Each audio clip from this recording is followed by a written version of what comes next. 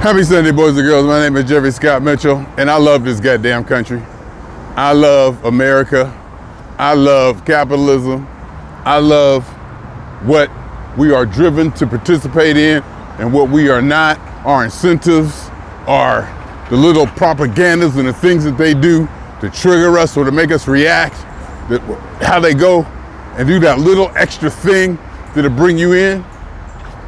So I'm out here getting my steps after having a very poor Mr. Scale day yesterday. We had a recording session, and the recording session was an exercise in music and in relationships or interaction or collaboration. It had been a while since me and Mr. Lee have gotten together, and there were some things we obviously had to work out between us, to get to the music. And so, but we did get to some music. I got a couple things recorded. We didn't do as much as we thought. I knew, as we usually do, I knew it was going to be a short session because we really was tired. We really wasn't going to get all into it. We really wasn't going to get all into it or nothing and be all serious. So I just, because it's been a while since we did it, I just wanted to cut the stuff on, go through the act of setting it up, plug it in, make sure it worked. I got Cubase 13. I upgraded to Cubase 13 from Cubase 12, and the interface is a little different. I had to get through that. That was neither here nor there, but it was just something I had to work with. And so we got it. I got everything. It was just good to get things plugged up and wired again, and it could not quite make sure it worked, but to go through that whole thing because I knew it worked. So we got some stuff down, and there was probably some stuff we needed to work out personality-wise between us, seeing how I am, the kind of personality I am versus the kind of personality he is. And I was turned up anyway, so that made it interesting. And I may be deliberately insensitive to some certain things, or I take that back. I may be sensitive to them, but I choose to ignore certain things as to keep things as platonic and as on the surface without going into any depth of this or that. Because what I tell myself is I'm on a mission. I'm on a mission. I'm going this way. And a lot of things in my life and my life experience have told me to go and do what you got to do and don't worry about nobody else. You really ain't got time to worry about other people. Well, you do got time to worry about other people, but it's not necessary. Concentrate on what you got to do first because ain't nobody else going to do it but you. So I've learned to, you're going to run across situations where other people might get rubbed the wrong way by your actions or your callousness or your deliberate means of which you want to get things done without being aware of what other people may or may not be going through. But, not to make it sound all dramatic, but, we just had to work some stuff out. Anyhow, and we kind of talked it out, kinda. I didn't really let it go into the depth it probably could have, and I purposely did that. But, and you got to do that. And that's why it was probably very hard for me to be in a band or to work with people. I'm just not a team player. I might be the best player on the team, but I'm not really a team player. I probably could be, but it's not natural. I work better alone. I work better alone when I'm in control and not having to depend on anybody or anything. And that's why I was also thinking that I do a lot better when it comes to autonomy. I need to be autonomous because if I align with any organization or I align with this group or that group, my opinion and what I want to say is so important to me that I need to have the freedom to do that at all times. And if you line with this group or you line with that group, It's hard to be critical and to be honest. And you want to just toe the line. And the one place that I can easily give in to that is my job. And so far, my day job, basically what I say, I'm gonna do anything they tell me to do. If they tell me to lick the floors, I'm gonna be like, okay, hold on. Let me go brush my teeth and make sure I don't dirty up your floor with my dirty mouth before I lick it. Then I get to licking. I know I told that before, I love that one. I love that one. I know that's a repeat, but I love it. I just told my supervisor that too. Because with the level of integrity and respect that I have for my job, makes it easy for me to do that right now. It makes it easy for me to do that. The level of excellence and respect and integrity that I've experienced in my almost 9 years being there, 8 years, 9 years being there, is I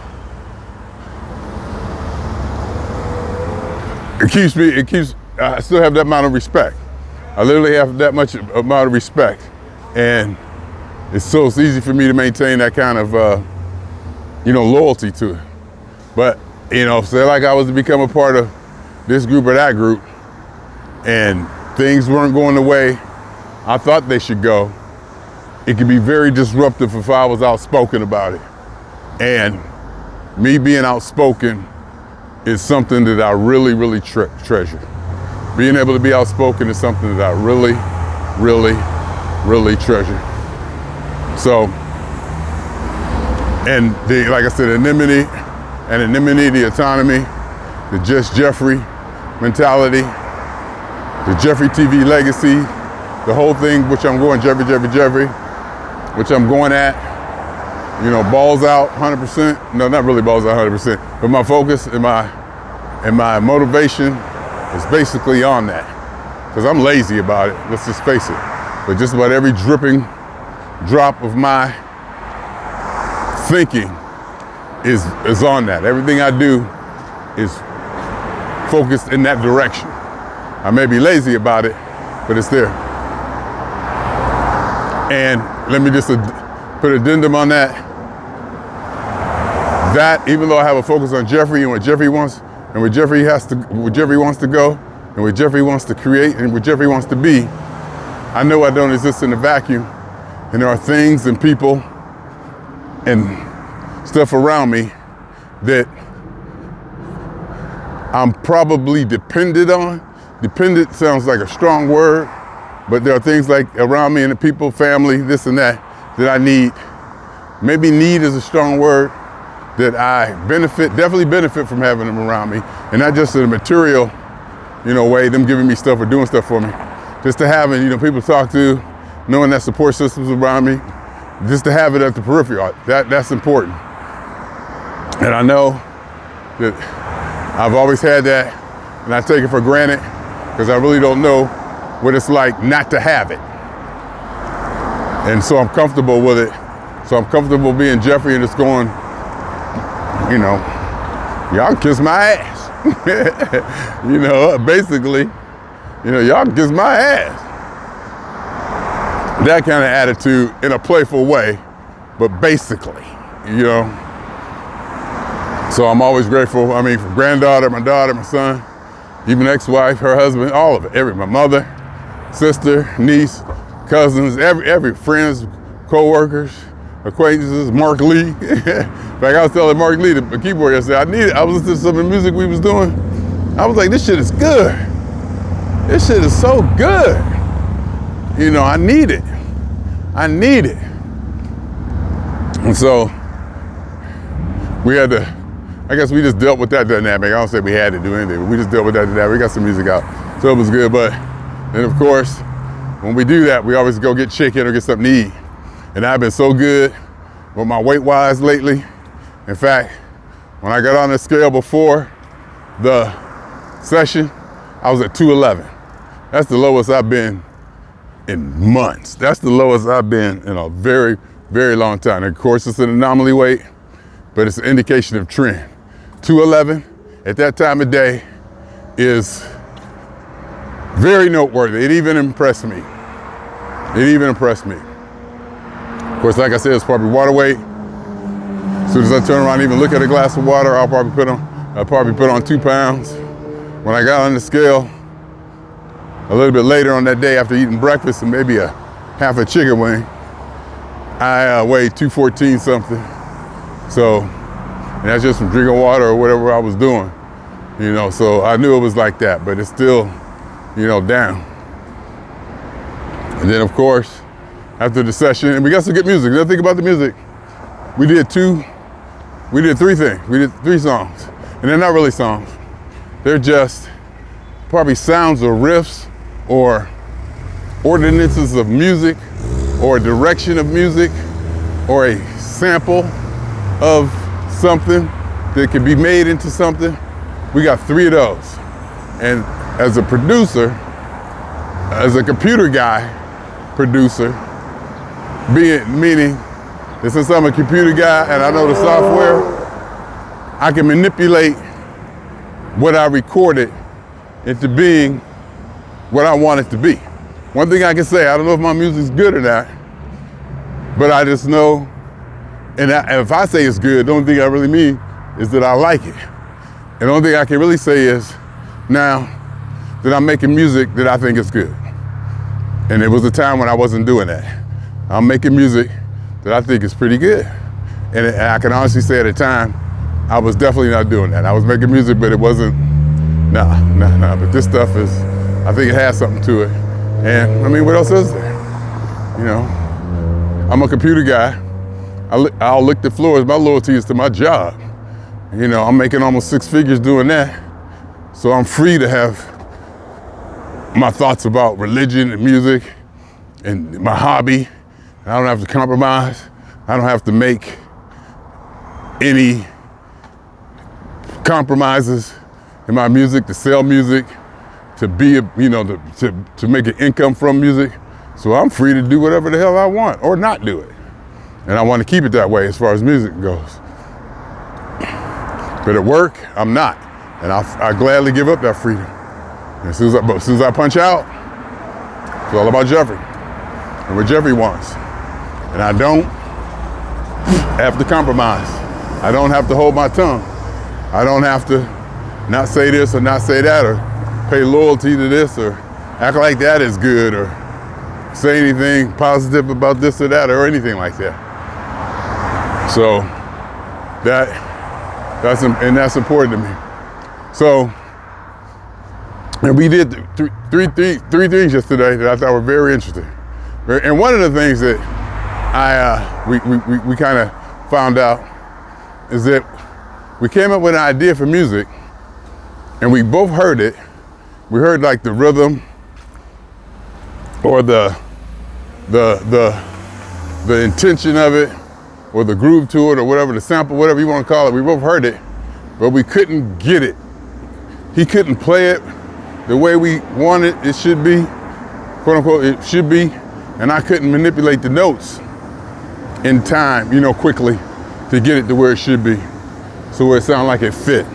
But we both heard it, and we both liked the idea, so the idea is recorded. I got it in MIDI notes, and, you know, to an instrument, so I can go in there and just make those MIDI notes be anything. Like I said, from being a computer person, and it's almost like programming music. Maybe I'm not a producer, maybe I'm a music programmer, song programmer, whatever you want to call it. Because music programming sounds like somebody who actually may or may not just, you know, play songs. But am I like programming the music and not producing it? Or are they the same? It's programming, producing. But anyway, it's producing in the end. Because when I get done doing what I want to do to it, it'll definitely be producing. It would definitely be producing. So we got like 3 of those, and one of them, we realized that, yeah, we hear it, but it needs to be worked. And it kind of made me understand how musicians may come in and play the same thing over and over and over and over and over, and I can't stand that. You know, that's not the style in which I record, or like to record, or wish to record. They come in and play the same thing over and over and over and over and over until they get it right. And I think we ran into something like that yesterday where it was something that just needed to be worked out. And I don't want to spend the time doing that. Not at that moment. I don't want to spend the time doing that. Not at that moment. So we went on to the next song. So that was good. I was going to say something about playing it over and over and over and over and over musicians, but yeah. Oh yeah. We made another song or jam. Okay. Another thing I could probably say is recording session. It's probably more of a jam session. It's probably more of a recorded jam session. I think I'm gonna start calling it that instead of recording session. That's what I'm gonna start calling it. Because it's really not a recording session in the sense that we're, like I said, we don't got a template that we're trying to perfect and play over and over and over and just play that part, punch me in there, do that. It's more of a recorded jam session. I'm more about capturing a mood or a moment. I'm more about capturing a moment or a mood or not an event, but the whole thing is an event, but to capture that moment and that mood and get it down in digital and go from there. That's what I'm about. So yesterday on song 3, all right, first he recorded like maybe 5 minutes, right? He recorded maybe 5 minutes. And then the drum stopped, or he stopped. And then he put another track under that 5 minutes. He put another track, under that. So we had like something under, like 3 tracks up against each other for the first 4 minutes. And in the second, then there was another patch on that same drum beat that he did something else. And I just recorded that, after the 4-minute stuff. And there was another piece, same thing, that we were playing with an instrument, and the instrument was hitting. I was like, oh, okay. Let's try something like that. He was saying it's not in the right key, it's this and that, it won't fit the song that was there. I was like, okay, but I still wanted to record it because it was an interesting sound. It was an interesting rhythm and interesting sound, so I recorded that at the end. So I had like, up against the same drum track that went maybe 11 minutes, I had 3 different quote unquote songs or 3 different ideas. So what happened was, I said, all right, I picked the instrument and I said solo over it, just the solo over it. So I let him, he started soloing over the main chunk, the first 5, 6, 7 minutes of it. And then the drums kept going. So, and when Mark Lee started, doing his thing, he'll just go. So then I let him go. So he was soloing, the first part ended, then you just hear the drums. Then he kept going, and he looked at me, I looked at him, he just kept going, kept doing his thing. And then the second part came in, and he kept going, and he made that fit. And he was still soloing over it, and then it went away, then it was just the drums. Then the third part came in, and he kind of did what he was doing to the same voice, the same instrument, to that part. And they were like maybe 3 complete different versions, 3 different songs actually, different keys and all kinds of stuff. But it was good. And so now that one piece, the way it came out would be the moment, that whole thing, just the way it is. I might go in and tweak it here, tweak it there a little bit, but to break it down, like to pull it out, break it down, make it a 3.5 minute standard song like that, that's something, that's a thing. That may be the way the industry has worked and does work if you want to get radio play or if you want to, get into the system or get in that, whatever that is, get into the system, or what's it called when you get your song in the rotation, into mainstream rotation. Maybe that's what it needs to be. But that may or may not be what I'm looking for. It's probably not, in fact.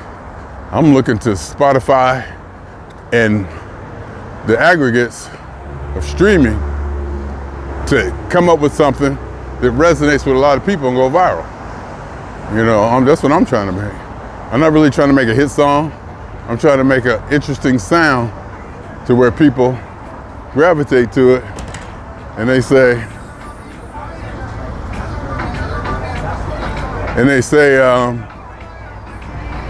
oh, this is new and cool, you know, and you get it like that, and you know, whatever comes with that kind of accolade. So, and I got DistroKid, I got everything. I got everything from the pipe. I could go home, take what we did, master it. I could mix it, master it, and post it to Spotify and everything. Today, I got everything in place to do that. You know, from beginning to end. I could just the way it is. I could just, you know, master it, and I got a mastering program, everything. So the mechanism is there. So that was good. You know, that was good. And I was thinking the way it came out, with him doing what he was doing over all three parts, and to clean that up a little bit, and that's the event, that's the moment, and it's packaged and put out there as the moment. Notice I didn't say sold. I said put it out there as the moment, and see what happens. Because I don't think people buying music no more. We're just trying to see how many streams they get, and if it'll bring attention to Jeffery TV. And that way everybody can go to jefferytv.com and see my philosophical propaganda, my rantings, my manifesto, which will propel me into being famous or noticed or whatever, recognized or this or that. So when I pass, everybody want to come see the library, which will benefit future generations of Mitchells, and even more important, keep my name alive. Jeffery TV have an impact on history beyond, you know, the years that I'm on this rock. And plus I enjoy doing the music, and I enjoy doing the computers, you know, so that's that too. Since I enjoy it, you know, it's kind of hard not to do it. And and since I enjoy computers, and I enjoy music, and I enjoy doing all this, it just so happens to fit into my philosophical endeavor. It helps it's a tool. My hobby and what I like to do is the most powerful tool to promote my philosophical rantings, which I also love to do. It's like one big giant, beautiful, intertwined system of what Jeffery loves. And they all complement each other. I love to talk, I love computers, love to walk down the street with a camera in my face, wireless mic. And speaking of which, and this is the reason I cut this on. The reason I cut this on 24 minutes ago is because of this. Because of this. Because of this. And the reason I love America, is because of the little things they do to entice you to spend money and to get you in there and to do this and do that. So I'm going on my walk. This is my Sunday walk. I take a different route, an alternate route, which ultimately has me, you know, walking up the same main boulevard. So basically, whichever way I went on my Sunday route, I would have probably ended up going to the same place. But I might have been on the other side of the street. But this route took me, you know, come this way. And I said, and I usually make a cut and go up a side street and cut over. I said, I feel like, you know, I want to walk around. I want to be in traffic. You know, I want the noise. You know, I want to feel like, oh, you know, I want stuff flying around me. You know, people, the energy, all that. I want to stay in that. I don't want to walk down a quiet street. You know, because I did, you know, some of that walking down there. So when I'm walking, and I'm walking up to Best Buy, and I noticed Best Buy got the street doors open. Their street doors been closed for 2 years, probably since COVID, before COVID. You'd have to go around the back in the parking lot to get in. Those street doors, you couldn't just walk in Best Buy right off the street. You couldn't do it. Those doors was closed permanently, whatever. But today they was open. And I was like, you sons of bitches. You sons of bitches.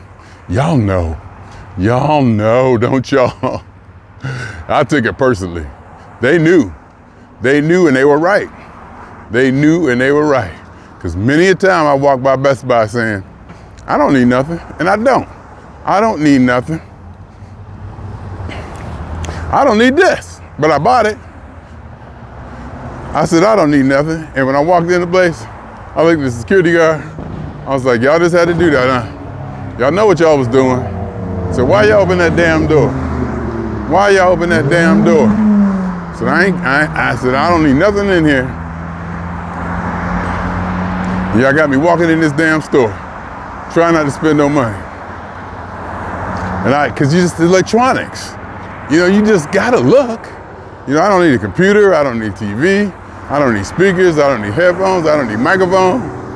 The only thing that I could possibly think of that I need would be a webcam.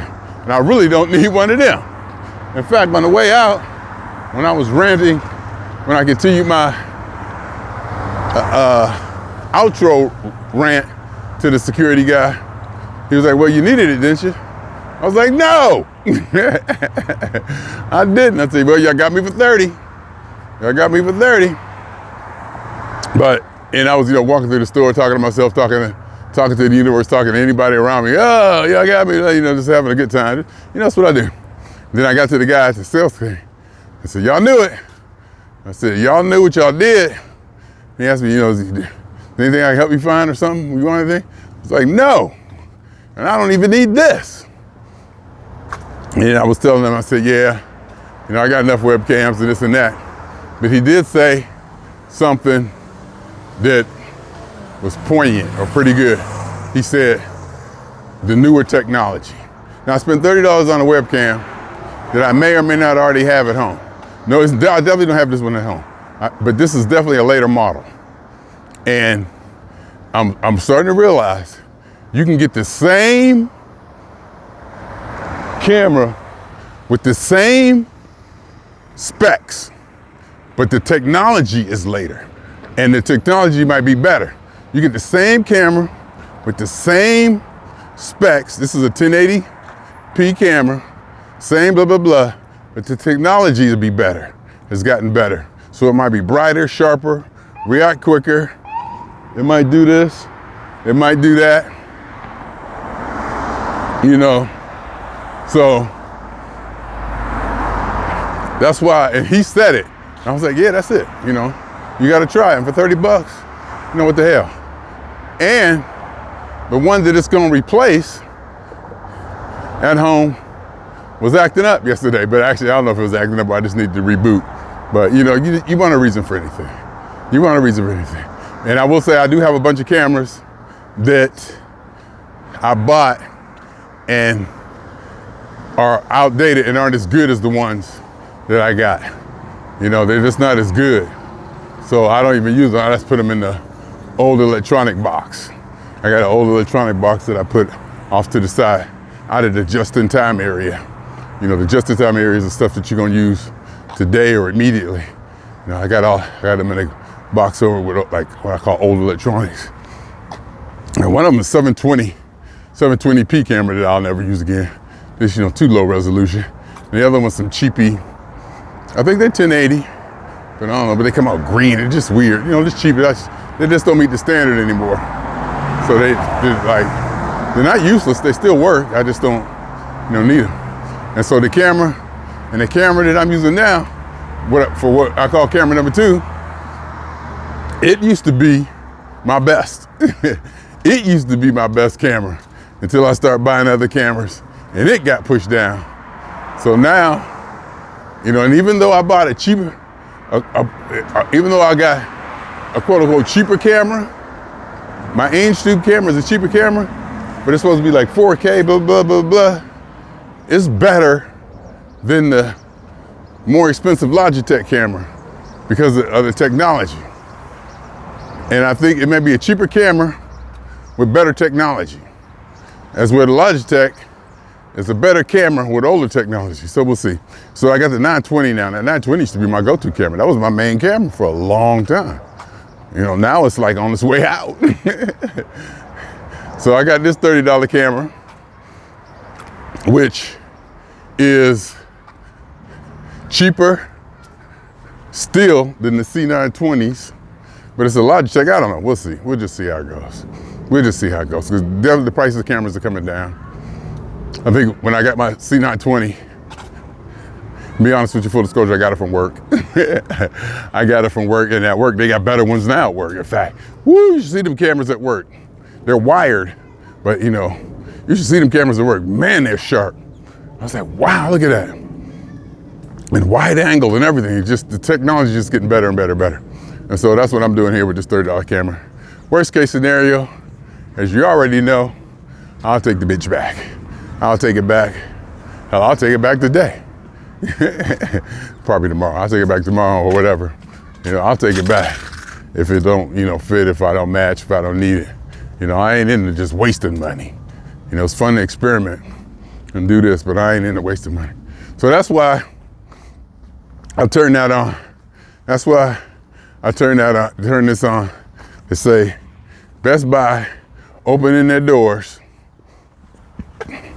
and allowing me to come in there, to walk in there, open me up to the opportunity to spend money that, not that, I mean, I got the money, but it opened up for me to spend money that on something I don't really need. But it's fine. And plus, if I'm spending money, I'm not eating, which is a whole other video about my eating, what I did yesterday, and the bread and the chicken, and going up to 217, and blah, blah, blah, blah, blah, blah, blah. But anyhow, swinging on y'all 2 times. For me, and for the bump. And for every elementary particle that's ever existed in this, or in any universe that ever was, is, or will be. And for every elementary particle that's ever existed in any atom in this, or in any universe that ever was, is, or will be, a totality of it all, a theory of universe. Hypothesis of all as one. My name is Jeffrey.